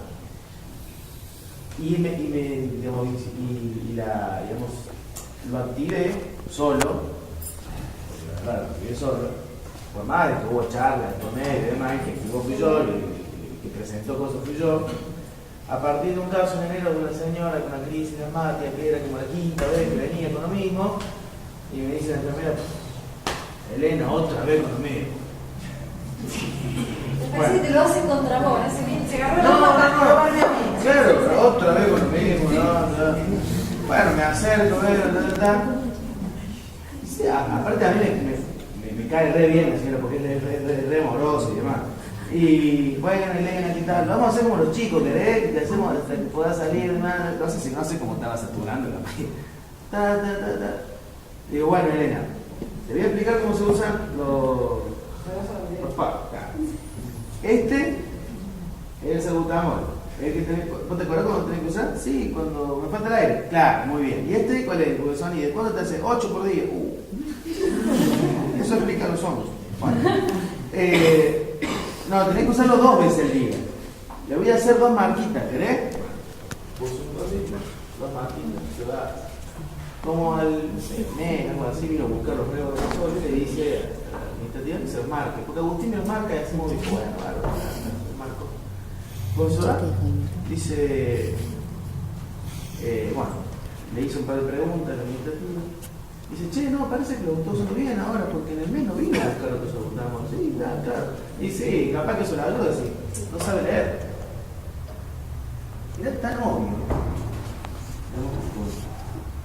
3 preguntas al día que no sabía leer y que su problema era ese, y no se puede hacer una conexión adentro del propio equipo con algo tan básico que tiene un rol determinante en el cumplimiento de algo tan simple, digamos, en el interés de cumplir la navegación. Y no se podía hacer. Hay veces que no es tan simple. Porque hace mucho que estamos trabajando por ahí en un sistema.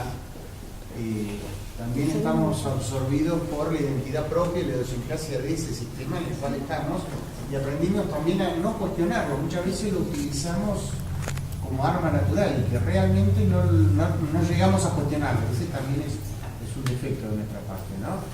Pero muchas veces pasaba lo mismo, y me pasó el otro día. Ahora estamos haciendo una campaña de bronquiolitis en la cual las enfermeras están yendo a domicilio. ¿Cómo se han caído de esas capas de burocratización que estábamos hablando? Y ya reíamos que inventamos que íbamos a ser como personal trainers, dietólogos. Entonces, claro, vas a ver lo que había para vender en ese mercado, no solo porque no tienen plata para comprar, pero además lo que hay era porquería. Entonces hicimos varios paseos al supermercado con un cuadernito, 2 calculadoras y hacerle la cuenta de los precios de, por ejemplo, ¿por qué era mucho mejor comprar determinada carne picada y preparar las hamburguesas que comprar las hamburguesas congeladas que vendían al lado? Que para ellos era una cosa que casi daba estatus comprar la hamburguesa congelada y mostrarle que tenían el doble de gordura, el doble de precio. Pero es toda una cosa que lo tenés que trabajar, porque viene esta cosa también de lo pronto. Si los que tienen plata comen esto, debe ser bueno. Si todos siempre pudieron comer yogur y Coca-Cola, ¿por qué ahora yo no puedo comer yogur y Coca-Cola? Entonces hay todo un trabajo a ser hecho que tú no conoces. Es una cosa casi antropólogo, digo, porque no tenemos registro cultural de todo eso. Yo nunca había entrado a un supermercado en ese barrio y mirá qué hacía cuando me pasó eso, que iba 4 años que iba al barrio, una vez por semana. Pero nunca se me ocurrió entrar en el mercadito del barrio. Siempre voy hacia mi camino, hacia el salud, trabajo, ahora vuelvo. Entrar es una buena experiencia. Sí, conocer hábitos de modo de consumo, de elección de alimentos, por el recurso que tengan, por consumo, digamos, todos estamos expuestos a esta idea de consumir tal cosa y tal otra, porque ellos no también. Y también una cuestión de ritmo de la vida cotidiana, ¿no? O sea, conociendo un poco más, digamos, está bien, a lo mejor de vez en cuando la hamburguesa lista y la tenemos que comprar, porque si no tenés tiempo de cocinar, pasar todo el día y días enganchando uno con otro, los chicos, no sé qué, digamos, también son, digo, nos ocurre... Bueno, eso hace parte para mí de nuestro prejuicio. Por ejemplo, en ese mismo barrio yo hacía un grupo con adolescentes embarazadas. Y empezamos el grupo preguntándoles, bueno, ¿de qué tenían miedo? Y era así una historia, una que la había hecho a la casa, otra que vivía con la suegra, otra que había pagado el mundial, otra que no sé qué. preguntar, che, bueno, ¿de qué tienen miedo? Yo pensé que iban a decir del pacto de la vida del futuro, que yo en mi cabeza venía llena de preconceptos, y todas empezaron a decir que tenían miedo de quedar gordas. Trastornada, digo, pucha, esta piba tiene el futuro reventado, el hijo que no sabe dónde lo va a mantener, con qué le va a dar de comer, y está preocupada porque se le va a agarrar celulitis con después el parto, ¿viste? Y yo me puse a pensar, ¿por qué no va a estar preocupada? Si todas las adolescentes del planeta Tierra están preocupadas con eso. ¿Por qué ellas no? Porque son pobres y no pueden tener la preocupación que todos tienen, digamos. La cultura, ¿qué le vendemos nosotros también? Exactamente. ¿Qué modelo estamos vendiendo? Entonces eso es interesante pensar cuánto que nosotros proyectamos, presuponemos, digamos, que deberían tener otras prioridades, otros valores, cuando en realidad esto que yo decía, lo globalizado en cierto sentido está para todos. Yo quería tomar un poco lo que había dicho la estudiante del primer año, me pareció muy interesante porque te hace, digamos, el planteo de, bueno, esta cuestión empática, digamos, si directamente genera... Ayuda o no ayuda. Claro, digamos, y además es inherente a la persona, digamos, o es el contexto. Y eso es una de las cuestiones que uno se plantea como docente cuando está en este espacio de plantear una medicina contrahegemónica, una medicina más humana, utilizando tus palabras también. Pero los marcos teóricos de la medicina social en general son tan abstractos, tan generales y tan poco instrumentales que cuando uno toma estudiantes de primero, segundo, tercer año, dice, bueno, está bien, alcanzo a entender la crítica que haces, no, pero yo voy a ser médica y después me voy a encontrar con situaciones que instrumentalmente me cuesta. Entonces, ahí nomás elaboramos cuestiones bien instrumentales, digamos, que solo hacen reproducir, terminan reproduciendo un modelo, el modelo tradicional, hegemónico, porque puede ser, bueno, más crítico y más reflexivo. Lo que hace es profundizar a veces las cuestiones biomédicas, digamos, esa cuestión reflexiva, porque es más, los estudiantes nuestros, cuando salen, porque el proceso pedagógico de la carrera hace que sean estudiantes muy críticos, muy reflexivos, pero claro, cooptados o capturados por un modelo hospitalocéntrico, biologicista, o sea que son muy buenos en un modelo que nosotros queremos en realidad ampliar o complementar. Entonces a veces los marcos teóricos no nos dan una cuestión, me parece, más intermedia para generar una propuesta alternativa. Que esto que lo que traen ustedes de Campinas, este proceso más relacionado a la praxis, empieza a darnos argumentos y herramientas para trabajar. Pero siempre nos sucede estos encuentros con los estudiantes donde nosotros empezamos a descomponer el modelo tradicional, el modelo hegemónico, pero que después nos encontramos con muy pocas herramientas para darle alternativas. Y también en la medicina, en la formación, también hay una doble discusión. Nosotros, desde el grado, desde la universidad, con una estrategia pedagógica, vamos a modificar ese perfil de egresado, habiendo un campo y un mercado o un campo de práctica tan... Todo no, pero yo creo que un poco así. Por ejemplo, no sé, yo creo que un punto que nosotros, es una preocupación que tenemos en común, porque yo soy profesora de salud colectiva y se lleva alumno de primer año. Era muy interesante pensar en algún momento, yo trabajé en la coordinación de esa materia 8 años, salí este año, gracias a Dios, trabajo pero no coordino. Pero quiero así, pensar que desde el punto de vista, cuando uno hace el diseño pedagógico, por ejemplo, desde el punto de vista de las habilidades y competencias, la dificultad que tenemos para enunciar. ¿Cuáles son las habilidades y competencias que un primeroañista de medicina, de Campinas, tiene que desarrollar en mi módulo que se llama de prácticas de salud colectiva? Demoré muchos años para conseguir darle un nombre a esto. Por ejemplo, hoy para mí está claro que la habilidad de entrevistar es una. Y esto me abrió una serie de cosas prácticas increíbles. Por eso que decía, los ejercicios de entrevista, enseñar técnica de entrevista, buscar literatura sobre esto, hacer ejercicios de entrevista donde uno mira como el otro entrevista y se evalúan entre ellos, poder darle feedback a los alumnos y decir, che, ¿por qué es mejor hacer una pregunta sobre cómo le fue con tal cosa, qué le gusta tal cosa, sí o no? Por ejemplo, una estupidez que a uno le parece que todo el mundo la sabe. pero que no la saben los alumnos de medicina. Entonces no saben, no tienen recursos técnicos para poner a operar en un cierto contexto de praxis cuando quieren enterarse mejor de la vida de la gente. Y para mí la experiencia de esto ha sido muy gratificante en este sentido. Van a ser capturados por la lógica y uno quiere transformarse en qué sé yo, cirujano plástico, el otro quiere ser oftalmólogo, rellenarse plata. Está bien, puede ser, porque es lo que predomina en lo hegemónico. Ahora, si salió de mi módulo después de un año sabiendo cómo se sienta con una señora para conversar, le tiene que mirar la cara, que se tiene que presentar, le tiene que dar la mano, que hay una cosa muy interesante, como todo puede ser de nuevo capturado. Lo que yo estaba diciendo, ¿por qué no me gusta tecnología? Porque parece que es una cosa prescriptiva. El propio Kleinman, no sé si lo leyeron, me escribió un artículo diciendo lo que hicieron con lo que yo dije, digamos, que bueno, por haber intentado después ponerle ítems que evaluamos por una lista de check-up así de lo que hicieron. Se presentó, sí, dio la mano, sí, miró la cara, sí. Eso también se puede hacer de una forma, claro, parece, viste, ahí se transforma en tecnología. Creo que el propio Kleinman está criticando. Pero yo digo, pero tampoco podemos ir al otro extremo, que parece que es una cosa de buena voluntad. Porque a mí no me gusta pues decir,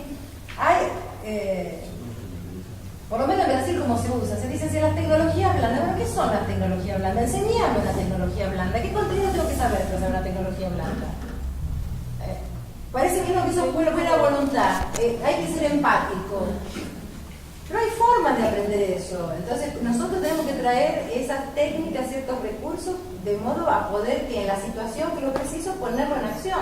Ponerlo en acción como reflexivamente, éticamente, preguntándome si está bien, si está mal, si ahora esta entrevista hay que continuarla o hay que interrumpirla. Siempre vamos a tener esas dudas. Pero claro, no le enseñamos a los pibes cómo se hace una entrevista. Claro, pero justamente me refería a que el funcionalismo, la captura, para decir, bueno, ¿qué diferencia hay con lo que me enseñan en clínica médica, en el servicio de internación del hospital de alta? No es exactamente lo mismo. No llegamos a generar una alternativa. Pero visitas, porque nosotros habíamos puesto otras cuestiones pusimos que fuera de visitar. No sé cómo es acá de las visitas, pero ya está bien prescrito que la salud de la familia del primer nivel de atención tiene que hacer visitas domiciliares. En general, los médicos, como tienen mucha sobrecarga, no hacen la visita o hacen visita una vez por semana. Bueno, el resto de la semana quien hace la visita son los agentes comunitarios. Y vamos con los alumnos a acompañar las visitas domiciliares. Es una forma de entrar a la casa de la gente que parece la policía sanitaria alemana. Yo no lo dejaría entrar en mi casa. Y entonces, por ejemplo, la epidemia de dengue, y una de las cuestiones que aparece en la vigilancia epidemiológica de Campinas, de mi ciudad, es a los barrios de clase media no se ha podido entrar a hacer el control de los criaderos de mosquitos, porque la gente o no está en la casa, a la hora que están todos trabajando, o no te abren la puerta. Pero yo tengo que dejar de trabajar para estar en mi casa esperando a la gente, o la gente tendría que venir después que yo volví de laburo o el sábado o el domingo para que yo pueda estar y abrir la puerta. Entonces tenemos también una forma que estamos adaptando lo que vos decís por esta gente que no tiene trabajo, entonces le podemos entrar cualquier día, cualquier hora. Las mujeres que están en casa, que no están trabajando, podemos interrumpirla a cualquier momento. Tenemos que ponernos un poco más en el lugar del otro, me parece así. Por ahí estabas, a medida que ibas hablando, utilizabas el concepto de paciente en relación a las personas con problemas de salud mental y el de usuario. Y casi llegando al final de la charla empezaste a hablar de ciudadanía y un poco del rol de ciudadano. Mi pregunta es, ¿de qué manera...? Yo creo que vas a preguntar y no vas a responder, pero bueno, es el momento del charango. No. ¿De qué manera la noción de estos tres conceptos, que de alguna manera son distintos, pueden afectar a mejorar la práctica y en esto de las tecnologías blandas? Bueno, si bien el concepto trillado. La pregunta que te estábamos en una discusión de un colega, un profesor de nuestra facultad que es del departamento de psicología, y el psicologista estaba discutiendo eso, bueno, y está proponiendo, retomando, porque también hay otra discusión que era de sufrimiento. Entonces nosotros decimos sufrimiento psíquico, para intentar no rotularlo, no sea paciente, que no sea no sé qué. Y él hacía una provocación que me pareció muy interesante, que me decía, bueno, sufrimiento psíquico tenemos todos también. Porque entonces del MS5 está bien, digamos, vamos a empezar a recetarle a todos los que tienen sufrimiento psíquico, son candidatos a tomar remedio, los laboratorios van a soltar fuego artificial festejando que le ampliamos la clientela, digamos. En Brasil hay una tendencia a la salud pública a utilizar la palabra usuario. ¿Por qué?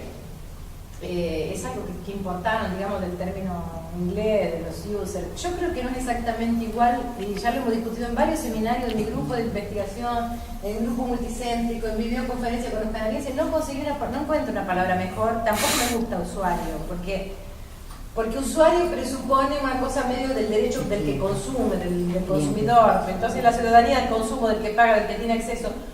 Ciudadano tampoco está bien, porque ciudadanos somos todos, pero no todos tampoco vamos a usar el sistema de salud. O sea, no, paciente tiene esa connotación antigua de que el que tiene paciencia, espera, que tampoco me gusta porque implica bien pasividad también, cambiándole la letra, ¿no? En fin. No sé cuál era, por eso no sé resolverlo, no sé lo que es mejor. Ahora, lo que creo que hay que tener en claro es... nosotros hemos usado usuarios, estamos porque el comité, la investigación que yo estoy haciendo con los usuarios tiene un comité que nosotros le habíamos puesto el nombre de comité de usuarios y ellos eligieron cambiarle el nombre y ponerle el nombre de comité ciudadano. Y el mundo, ¿ves? Si a ustedes les parece, el comité ciudadano, no comité de usuarios. Pero, por eso digo, hasta dónde uno no tiene tampoco noción de lo, porque a nosotros nos parecía que identificaba mejor, bueno, que eran los usuarios, y yo decía, no, ciudadanos, bueno. ¿Pero por qué son ellos ciudadanos y yo no soy del comité ciudadano? Yo también podría ser comité ciudadano, también soy ciudadano. Pero, si conseguimos una palabra... Persona. A mí también me parece que también pensaba en esto al escucharte, que hay una cuestión que surge a partir de tratar de trabajar desde estos equipos, unidades de producción, equipos de unidades de salud, equipos, postas de salud, digamos, estas distintas maneras de trabajar en salud, tratando de darle un encuadre a la perspectiva de salud colectiva. Yo creo que es un cambio, esto que uno suele decir, es un cambio cualitativo, y como lo que implica esta cuestión de lo cualitativo, creo que lo difícil está en la medición. Pensar en la operacionalización, cuando vos siempre decías un trabajo en salud desde una perspectiva más humana, le agrego yo, promoviendo autonomía, conociendo o tratando de identificar a un otro y entonces de alguna manera escuchar y tratar de respetar un poco qué significado le dan ellos a lo que hacen en su vida cotidiana y a lo que decíamos tratar de la estrategia de vida y de no imponer, entonces que no sea control. Pero todo eso que es intangible, que refiere a una esfera, a una dimensión de significado, podemos medirlo, digamos. De hecho, la metodología cualitativa mide, pero yo creo que en el campo de la salud, esta cuestión de sigla epidemiología por números, por más que números, sin números, me hace pensar en esto, porque yo creo que creo que nos está costando legitimar una práctica con mucho énfasis en lo humano, en la promoción, en el reconocimiento del ciudadano, de sus derechos y de la autonomía, porque no es todavía en el campo de la salud lo que más legitimado está. Si uno va a un congreso y presenta un estudio donde la prevalencia, digamos, los números me parece que siguen siendo quizás como lo reconocido, una ilusión de transparencia que lo cualitativo no tiene. Eso es verdad, relato de una experiencia de esto, de la micropráctica, del espacio más pequeño, donde no podemos generalizar, porque está contradictorio con lo que estamos queriendo, digamos, si es una cuestión de representación, de saber que guarda relación con el territorio, no podemos decir acá Ushuaia, aquí acá, esto lo vamos a reproducir y generalizar, porque no.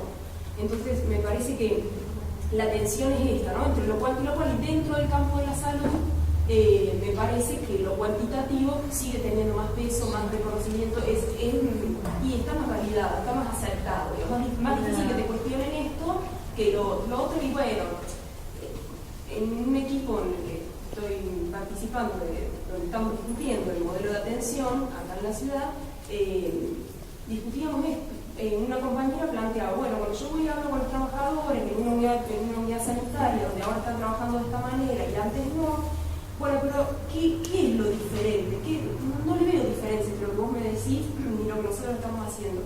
Y ella decía, qué difícil, a mí ahí como que se me abre el libro para poder justificar, bueno, sí, es diferente, es cualitativamente diferente, y entonces ahí sácate cómo mostramos, cómo le damos fuerza a lo cualitativo que no tiene en el número de prestaciones, en el número, ¿no?, de consultas atendidas, estas prestaciones básicas que, bueno, antes y ahora medianamente hay un consenso que se tiene que hacer, pero se tiene que hacer de otra manera. Y eso que es esta cosa que vos planteaste.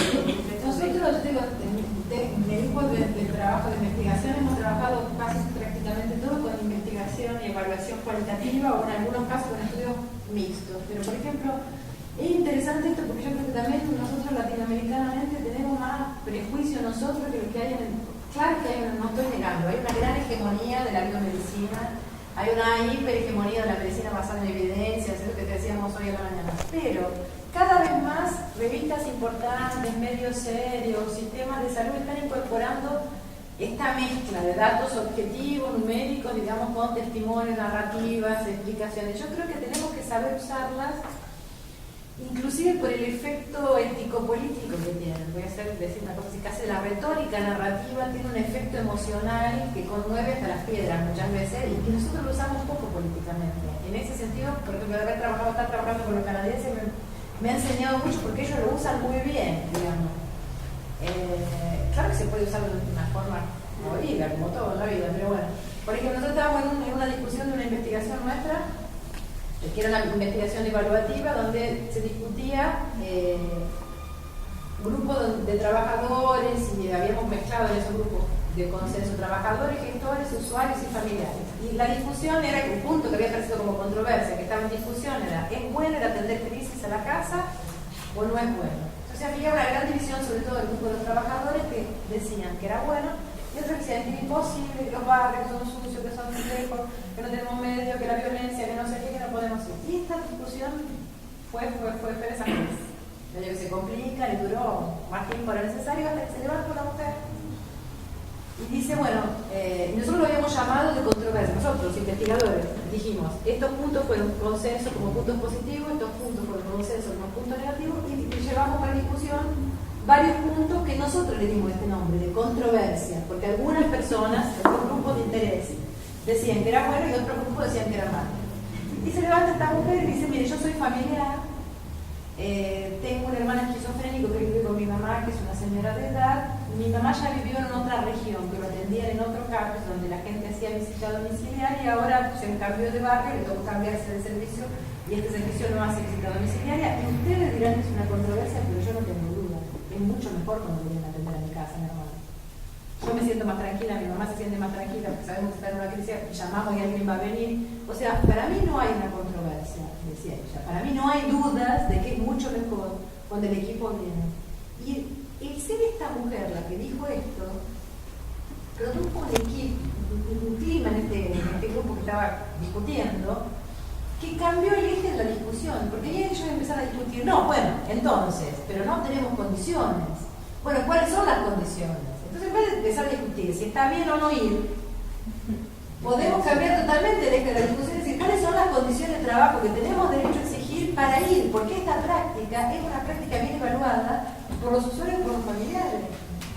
Entonces, yo creo que el valor de lo cualitativo es eso, digamos, de poder crear nuevos consensos. Hay varios autores que trabajan esto, lo que llaman de medicina narrativa e investigación narrativa, y que inclusive hablan del valor de verdad que tienen los testimonios personales, como ellos dicen el testimonio encarnado en primera persona, que es decir, cuando las personas dan cuenta de experiencias muy personales, y que uno los puede juntar, digamos, y hay ya sistemas de salud, en fin, los canadienses usan eso en Quebec, en algunos otros lugares, hay artículos en ese revista norteamericana de salud pública, en fin, que vienen proponiendo esto, la posibilidad de hacer hasta diseños de sistemas y de servicios basados en esta conjunción de métodos más, de datos más duros, estadísticos, epidemiológicos, con datos narrativos, digamos, con datos más cualitativos. Yo creo que eso tenemos bastante para colaborar, digamos, cada vez que nosotros divulgamos algo de esto nos da fuerza a otras personas que se entusiasmen a publicar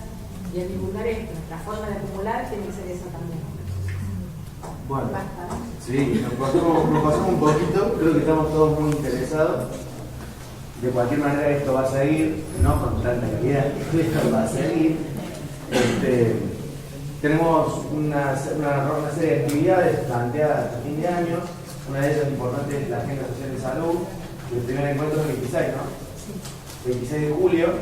El tema que tomamos para este año es el rol de la política pública y su impacto en indicadores duros del nivel de salud de la población. Bueno, están todos invitados, ya van a recibir las invitaciones por las redes sociales y personalmente también, igual que hicimos hoy. Y como para cerrar, te queremos agradecer muchísimo tu presencia desinteresada.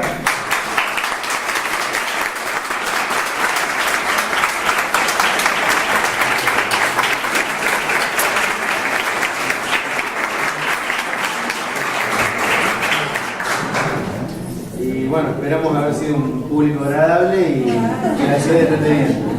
Gracias a ustedes.